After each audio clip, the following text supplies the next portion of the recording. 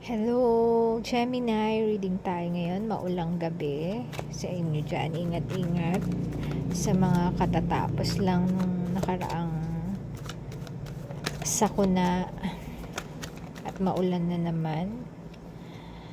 Ayan. Toxicity, okay? Devil energy. Merong 9 of Wands, okay? Meron kang medyo matagal nang dinadala. Gemini.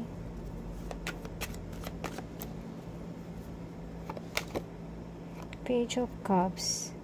Merong isang taong concern sa'yo. Pwedeng may nafe-feel siya or pwede rin baka friend lang. So, kung ano man yung nafe-feel niya. Ayan. The World. Okay.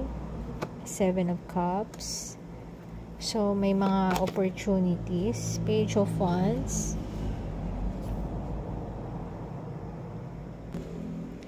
Gemini, merong nag-try dito na energy pero hindi naging successful.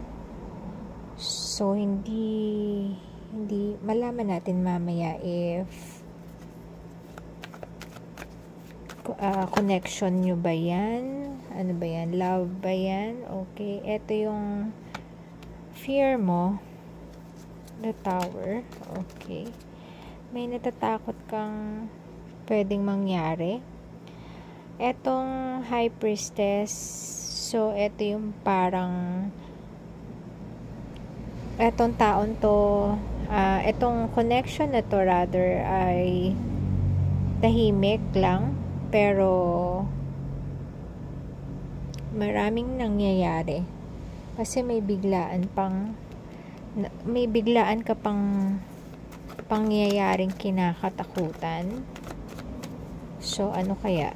Clarify natin tong The Devil. Okay. The Devil, 3 of Cups. Okay. Maaaring kung person mo ba to na nasa isip mo. Okay. 4 of Cups.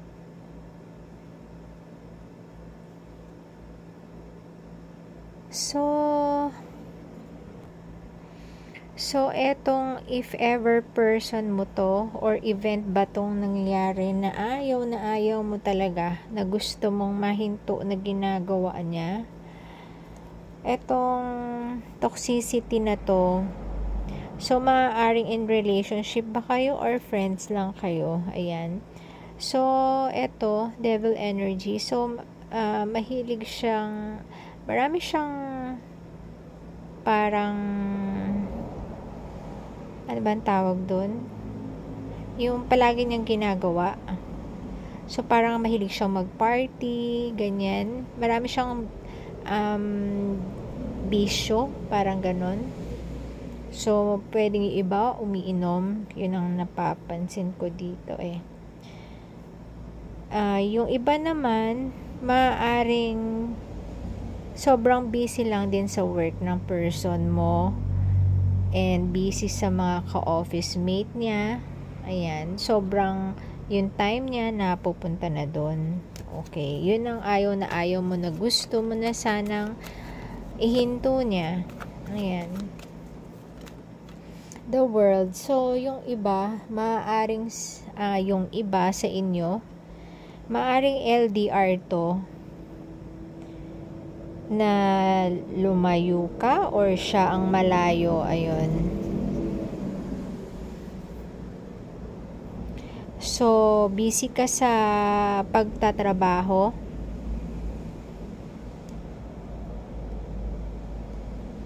Pinag-iisipan mo kung ano ba tong pinag-iisipan mo. May mina-manifest ka eh. Okay. So, maaaring tao to from the past. Ayan. Pwede. Yung iba sa inyo, na nilayuan mo or lumayo siya. Nagkahiwalay kayo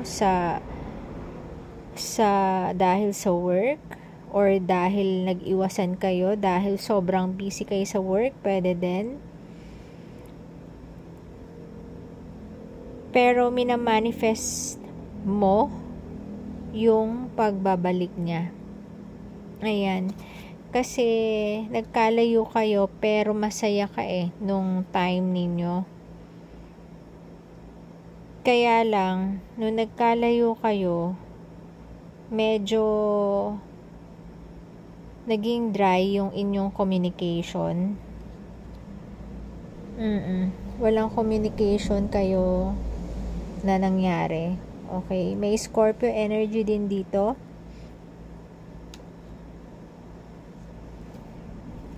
Okay, clarify natin yung Nine of Wands. Ano tong kinatakutan mo? Wait lang, may nahulog.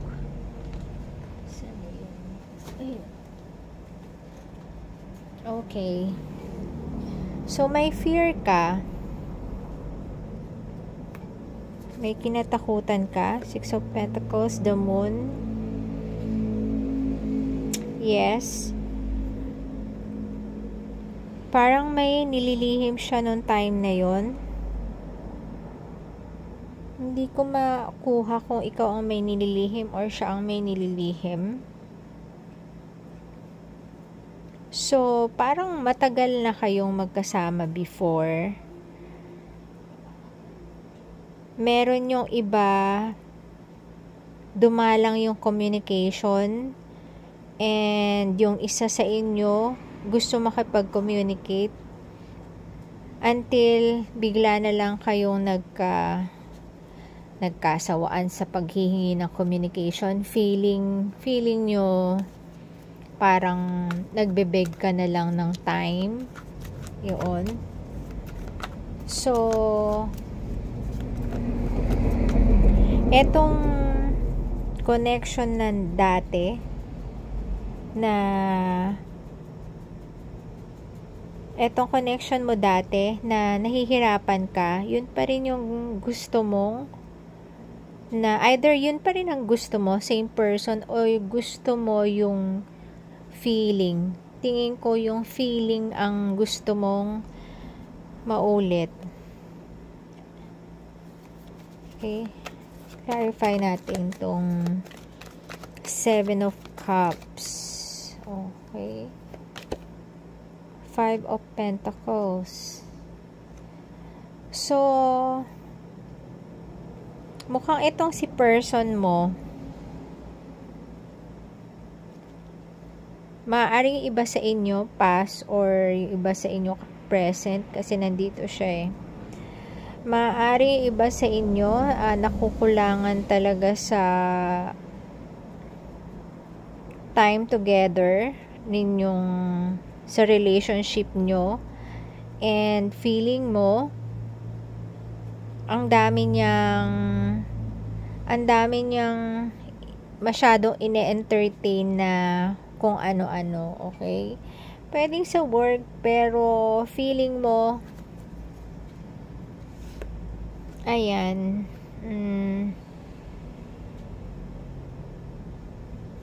so mukhang meron kang nabalitaan. Ayan, meron kang nabalitaan na dati sobrang saya mo sa connection nyo, na umabot pa sa parang winish mo na gusto mo magkaroon ng family with him, pero hanggang sa may natanggap kang or may nagbanggit sa'yo na parang may ibang nangyayari. Ayun, ang hirap ipaliwanag, na parang masyado siyang nag-uubos ng time with someone. Ayan. So, na parang masaya siya doon. Parang yun ang nakita na ano mong dating sa'yo na balita. Ayan, clarify natin tong Page of Cups. Five of Wands. Ayan.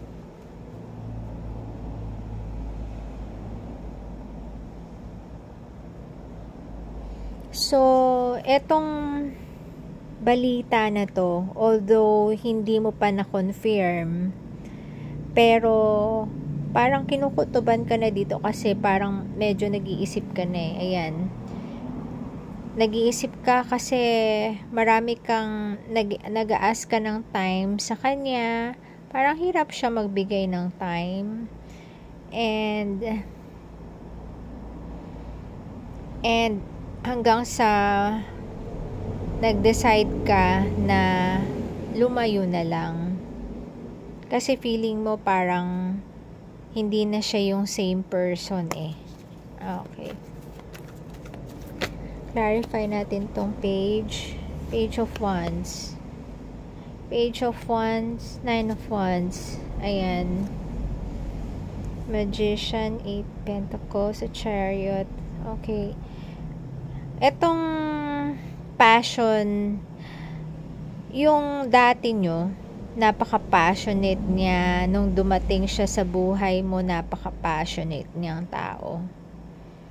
As in, talagang burning. Pero ngayon, minamanifest mo na lang at nagpapakabisi ka sa ibang, sa work mo, sa business mo, sa work mo, sa project mo. Minamanifest mo na lang itong ganitong situation na sana bumalik na siya sa dati or maging passionate na siya ulit. Ayan. Ito yung mga minamanifest mo. Okay, sige. Nakukuha ko na. Okay. Clarify natin tong the Tower. Okay, the Tower. Five of Swords. Ito yung kinakatakot mo na parang wala na siyang pakialam sa'yo. Ayan. Na mas gugustuhin mo na lang mag-isa. Oh my God, tingnan mo naman na kinikalabutan ako. Nasusuo mag-isa na lang and lumayo kasi naramdaman mo na merong iba. Ayan, dapat kayong dalawa lang sa picture, 'di ba? So tatlo na kayo, yun na ang nasa picture mo. Ay, kinikilabutan ako, sorry. Etong High Priestess, ayan, outcome. So, tahimik ka lang, hindi mo siya inaaway sa ganitong nararamdaman mo. Wala ka pang proof. Pero malakas ang pakiramdam mo na merong iba. So, eto nga, merong iba. Pero nakalagay dito na ikaw pa rin ang may control eh. Pwede mo pa rin tuldukan etong buong paghihirap na to. So kung nahihirapan ka, pwede mo alisin lahat, baguhin. Ayan. Kasi yung minamanifest mo na love, darating. Wala siyang sinabi dito. Seven of Pentacles.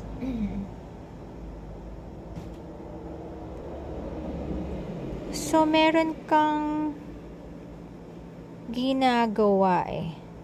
Okay. Feeling ko, hindi mo siya inaaway. Hinahayaan mo lang siya kahit na deep inside nasasaktan ka. Okay. So, final message, ayan, nasasaktan ka. And gusto mong umiwas. Iiwas ka lang pero hindi ka lumayo. Ayan. Pero matalino ka. Kasi ginagamit mo yung isip mo kung paano mo siya, kung paano mo mapapaalala, eto eh, kung paano mo mapapaalala yung mga pinagdaanan nyo, yung mga hirap na naranasan nyo, yung mga legalities, na dinaanan nyo or mga pagsubok na pinagdaanan nyo na dalawa kayo. Ayun, alam mo yun, pinapaalala mo sa kanya ulit. And yes, parang ma-open ulit siya and maaalala niya ulit yung connection nyo. So, merong